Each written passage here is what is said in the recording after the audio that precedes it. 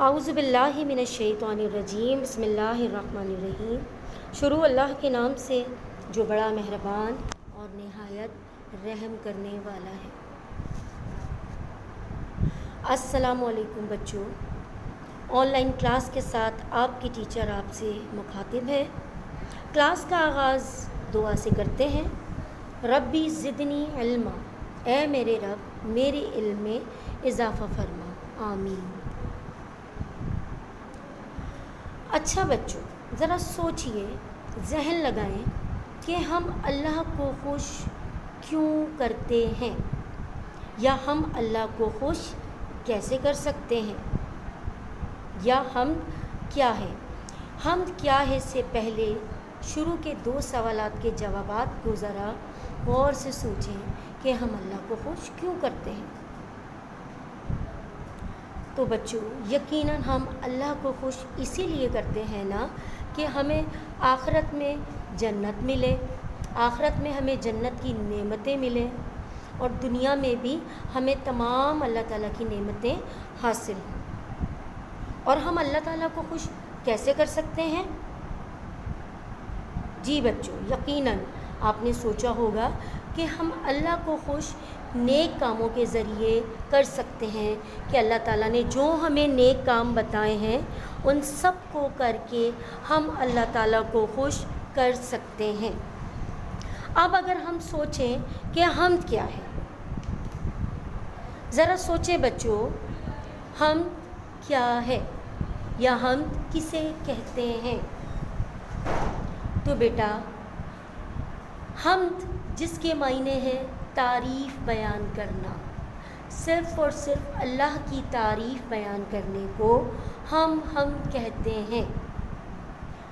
پھر اگر ہم یہ سوچیں کہ کیا ہم اللہ کی نعمتوں کا شمار کر سکتے ہیں، تو یقیناً بیٹا اللہ کی نعمتیں اس قدر ہیں، اتنی بے شمار اللہ کی نعمتیں ہیں کہ ہم اللہ تعالیٰ کی نعمتوں کا شمار کر ہی نہیں سکتے۔ سورہ ابراہیم میں ہے وَآتَاكُم مِّن كُلِّ مَا سَأَلْتُمُوهُ وَإِن تَعُدُّوا نِعْمَتَ اللَّهِ لَا تُحْصُوهَا إِنَّ الْإِنسَانَ لَظَلُومٌ كَفَّارٌ۔ اور جو چیز تم نے اس سے مانگی اس نے تمہیں دی، اور اگر اللہ کی نعمتیں شمار کرنے لگو تو انہیں شمار نہ کر سکو گے، بے شک انسان بڑا بے انصاف اور ناشکرا ہے۔ تو بیٹا یقیناً اس سوال کا جواب کہ اللہ کی نعمتوں کا شمار کیا جا سکتا ہے یا نہیں، تو اس آیت میں ہمیں اس کا جواب مل جاتا ہے۔ اچھا بچوں، آج جو ہم پڑھنے والے ہیں، یقیناً آپ کو اندازہ ہو گیا ہوگا، آج ہم پڑھیں گے حمد، جس کے معنی تعریف بیان کرنا۔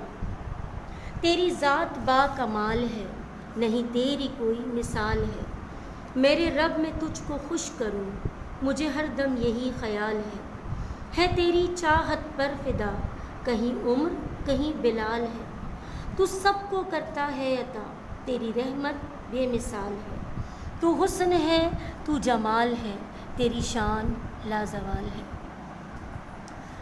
بیٹا یہ تھی حمد، جس میں اللہ تعالیٰ کی تعریف بیان کی گئی ہے کہ اللہ تعالیٰ کے سوا کوئی بھی ذات ایسی نہیں ہے، کوئی بھی ذات با کمال نہیں ہے۔ ہمیں صرف اور صرف اللہ تعالیٰ کو خوش کرنے کا خیال ہونا چاہیے کہ ہر وقت ہم ایسے کام کریں جس سے اللہ تعالیٰ ہم سے راضی ہو جائے۔ اللہ تعالیٰ نے تمام نعمتیں ہمیں عطا کی ہیں۔ کائنات اتنی وسیع ہے، اتنی بڑی کائنات ہے، اس میں اللہ تعالیٰ کی وحدانیت کا ہمیں اندازہ ہو جاتا ہے۔ بے شک اللہ تعالیٰ کی شان بہت لازوال ہے۔ اچھا بچوں، یہ الفاظ کے معنی آپ کے سامنے ہیں، 2 کالم دیے گئے ہیں۔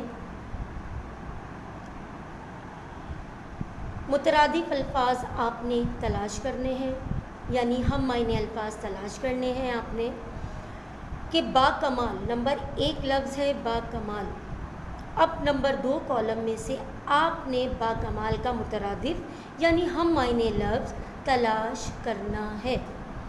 با کمال، ذرا سوچیں، با کمال کا مترادف کیا ہو سکتا ہے؟ با کمال کا مترادف کیا ہو سکتا ہے؟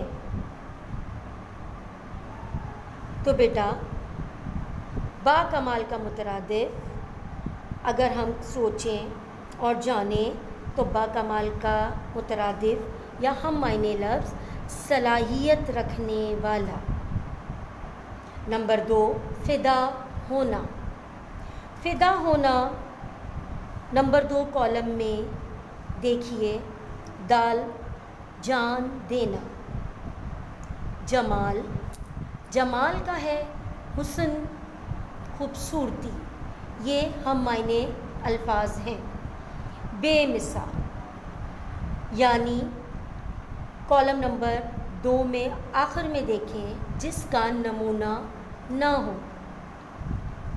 ہر دم یعنی ہر وقت، کالم نمبر 2 میں بے دیکھیے، ہر وقت۔ عطا کرنا، عطا کرنا یعنی کالم نمبر 2 میں دیکھیے دینا۔ لا زوال، لا زوال کے ہم معنی لفظ ہے جو کبھی ختم نہ ہو۔ نمبر 8 چاہت، چاہت، چاہت نمبر 2 کالم میں دیکھیں، ہم معنی لفظ ہے اس کا محبت۔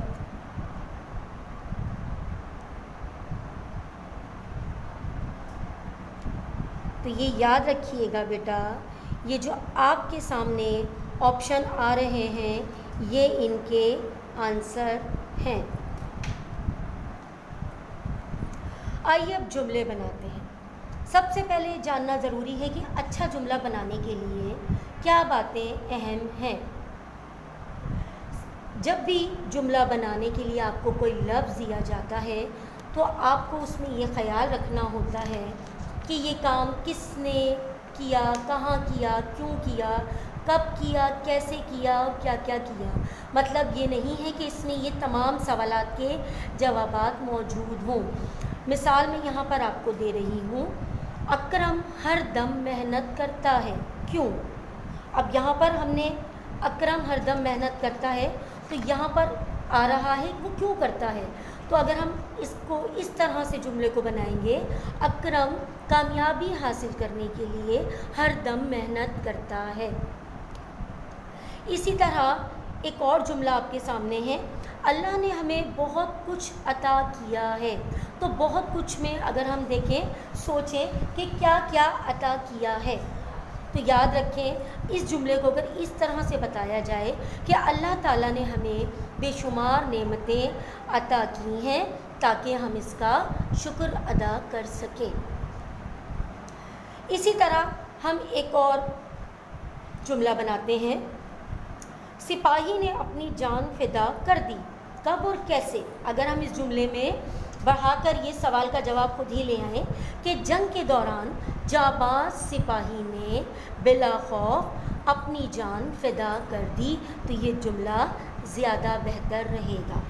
تو بیٹا ان جملوں کو دیکھتے ہوئے، ان سوالات کو مد نظر رکھتے ہوئے آپ کو جو الفاظ دیے جائیں آپ اس کے مطابق جملے بنائیں گے۔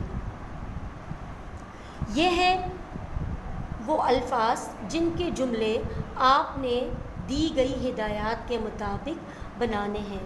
جیسا کہ پیچھے میں نے آپ کو بتایا ہے کہ جملوں میں ان سوالات کا دھیان رکھنا ضروری ہے، تو ان تمام باتوں کو دھیان میں رکھتے ہوئے آپ نے ان الفاظ کے جملے بنانے ہیں۔ گھر کا کام ہے آپ کا، اور گھر کے کام میں آپ نے صفحہ نمبر 10 پر دی گئی سرگرمی نمبر 4 اور 5 مکمل کرنی ہے۔ جزاک اللہ خیر، اللہ حافظ۔